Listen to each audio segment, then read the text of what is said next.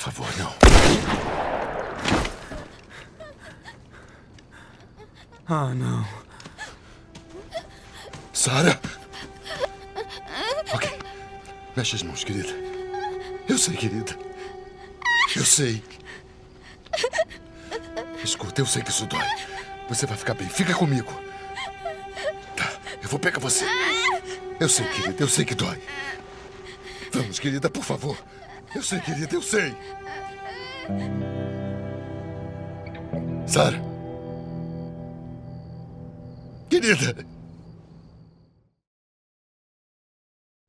Em 2013 foi lançado The Last of Us, um jogo de videogame que ficou tão popular pela sua história intrigante que anos depois simplesmente acabou furando a bolha e se tornou uma série. Para muitas pessoas que nasceram depois dos anos 2000, talvez The Last of Us seja a primeira experiência de um jogo em que ao elas jogarem, elas se veem pensando, ok, isso definitivamente é uma obra de arte. Porém, mesmo antes de The Last of Us, existiam centenas de jogos que passavam essa mesma sensação, e entre eles é possível citar Zelda Ocarina of Time, que foi lançado em 98, e se parecia com isso aqui. Talvez você olhe isso aqui hoje em dia e ache um tanto quanto feio, ainda mais hoje numa época em que os gráficos de um jogo são muito mais importantes do que de fato a sua direção artística ou a trilha sonora.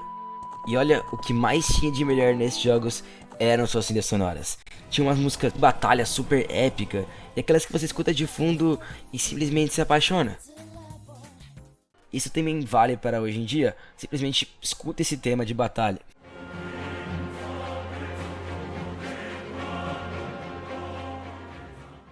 Desde essa época, a música é algo tão importante para os jogos que até mesmo hoje em dia eles vendem muitas vezes as soundtracks separadas. E eu posso ter errado, mas música também definitivamente é considerado arte. E não fica só nisso não, quando você é falado em direção artística, nessa época, e até mesmo também hoje em dia, existem milhares de jogos com uma direção artística impecável, e nessa época aí, um bom exemplo é Shadow of the Colossus. Somente a arte desse jogo consegue passar a emoção que ele quer te passar, esse sentimento de solidão, de melancolia. Outro exemplo poderia ser o jogo da From Software, Bloodborne, que tem uma direção de arte fantástica, puxada para esse horror que a gente mal consegue descrever e a gente mal consegue entender o que está acontecendo, mas é tão desconfortável e ao mesmo tempo tão assustador. E de novo, por mais redundante que isso pareça, a arte de um jogo pode ser considerado como arte, certo?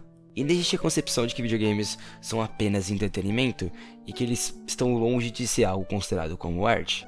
É muito comum se dizer que a arte não é feita com exclusivo motivo para se fazer dinheiro, igual jogos de celular, né, Candy Crush. Você não ouse falar mal do meu joguinho. E a verdade é que esse argumento é um tanto quanto estúpido, pelo simples fato de que, sim, existem jogos mal feitos com a única intenção de se fazer dinheiro, mas isso também se aplica a pinturas, ou até mesmo a música. Até porque você vai me dizer que um pintor não pode vender suas obras agora, que ele tá com o objetivo de somente ganhar dinheiro. O erro de alguém não nulifica o acerto de outro, e essa parcela de jogos não tem nada a ver com jogos que são bem feitos e trabalhados. A única coisa que eles compartilham igual é o nome. Jogos. Como eu havia mencionado, ainda existe uma outra pergunta, uma outra questão. Seriam jogos apenas entretenimento? E essa pergunta também é um tanto quanto estúpida. Eu poderia responder isso de duas formas. A primeira mais simples e direta, dizendo que, mesmo o jogo ser entretenimento, isso não impede dele ser arte. Muito pelo contrário, até porque todo caminho criativo até esse entretenimento é a própria arte. Mas eu tô a fim de seguir o segundo caminho, aquele que me deu a ideia para esse vídeo. Assim como eu comentei antes, existem milhares de jogos que são capazes de nos fazer sentir emoções e vivenciar coisas incríveis, assim como séries, filmes ou até mesmo livros. Até porque no final das contas, tudo isso são formas de experienciar histórias. Histórias que são repletas de aventura, melancolia, dificuldades, mas também tem seus momentos bonitos e de felicidade, assim como a vida. E mesmo que essas histórias não sejam reais, o sentimento que a gente sente ao experienciá-las é o que realmente vale. Mesmo que no mundo real sejamos apenas nós mesmos. Nessas histórias a gente pode ver como é ser um guerreiro que enfrenta deuses, ou um treinador de pokémons, ou até mesmo um treinador italiano bem bigodudo, que o melhor sabe fazer é pular. E de verdade, eu não sei pra vocês, mas pra mim, isso é arte. E nós amamos histórias e somos apaixonados por sentir.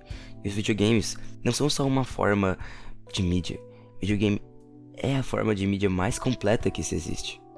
Claro que livros e filmes têm suas particularidades, mas quando você joga um jogo, você experimenta aquela história de uma maneira mais única. Porque no fim, mesmo que o jogo seja programado e feito por alguém, quem cria a história, se bem dizer, é você. Você controla aqueles personagens. Você faz as escolhas, as decisões, e você sofre por elas. Além de que, assim como os livros, videogames também têm filosofia, profundidade e muito significado. E se tem uma franquia que consegue fazer tudo o que eu citei até agora com maestria, essa franquia é Dark Souls.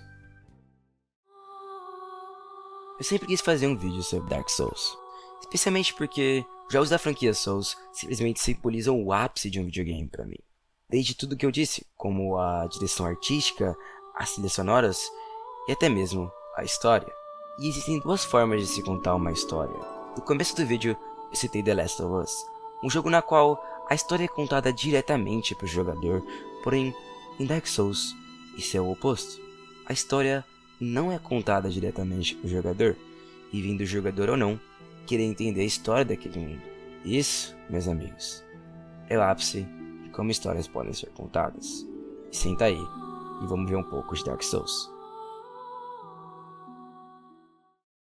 O que acontece é que os princípios da humanidade era tudo trevas, e um cara, o cara mais forte da sua época, chamado Gwyn, iniciou a Era do Fogo e acendeu a chama. A Era do Fogo era uma era dos fortes, daqueles que temiam a morte. Porém, o fogo, como tudo na vida, se tornou mais fraco com o tempo, o que assustou Gwyn e todo o seu reinado. Desesperado pela continuidade da chama, Gwyn prolongou a Era do Fogo e causou uma praga, a doença dos mortos-vivos. Aqueles que agora morressem voltariam à vida, porém vazios e sem humanidade. E aí, depois de tudo isso, realmente começa o jogo. A dificuldade faz parte direta de como o jogo conta a história. O jogo não é difícil simplesmente por ser difícil. Essa dificuldade é o jeito do jogo te mostrar quão difícil e hostil é aquele mundo. Durante a jornada, o jogador sente todas as emoções possíveis: raiva, frustração, tristeza, felicidade e realização, por mais que esses momentos sejam raros. No final do jogo, nos encontramos com Gwyn, o homem mais forte do seu tempo. Porém, agora, ele se tornou Hollow. Não estamos lutando contra o Gwyn aqui, estamos lutando contra o imenso vazio dentro dele. E a música aqui não é uma música épica, é uma música triste. Isso é arte. Depois de derrotarmos ele, podemos escolher entre manter a Era do Fogo ou da escuridão. Essa escolha se manteve até o terceiro jogo, com o final do fogo sendo canônico nos dois primeiros jogos.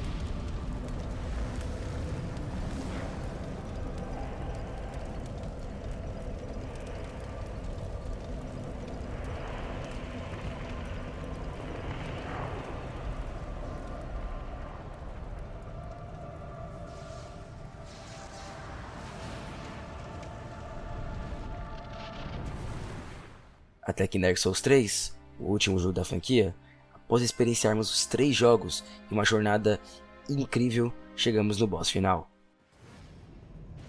Soul of Cinder, aquele cujo tem todas as almas e escolhas daqueles que escolheram um dia acender e reacender a chama, o que significa que estamos lutando diretamente contra nós mesmos do primeiro jogo. E quando derrotamos a primeira fase dele, uma música toca. A mesma música que toca quando vemos Gwyn pela primeira vez no final do primeiro jogo.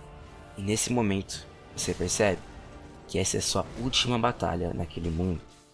E após derrotarmos o boss, temos de novo a escolha de apagarmos ou acendermos a chama. Porém, vamos pensar junto aqui. As coisas na vida são passageiras. E todos nós temos nosso auge e nossa queda. Não há nada que a gente possa fazer para parar isso. É inevitável.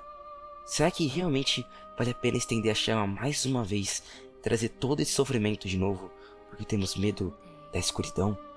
E aí, Dark Souls brilha. E nesse momento, aceitamos o nosso destino. Aceitamos a vida. Aceitamos o vazio. Aceitamos o fato de que o vazio não precisa ser reprimido e que correr dele somente nos trará uma segurança rápida, mas que dura muito pouco. Devemos aceitar a nossa escuridão e encontrarmos a nossa paz nela mesma. Meus amigos, essa é a verdadeira arte desse vídeo. E é por isso que eu amo videogames.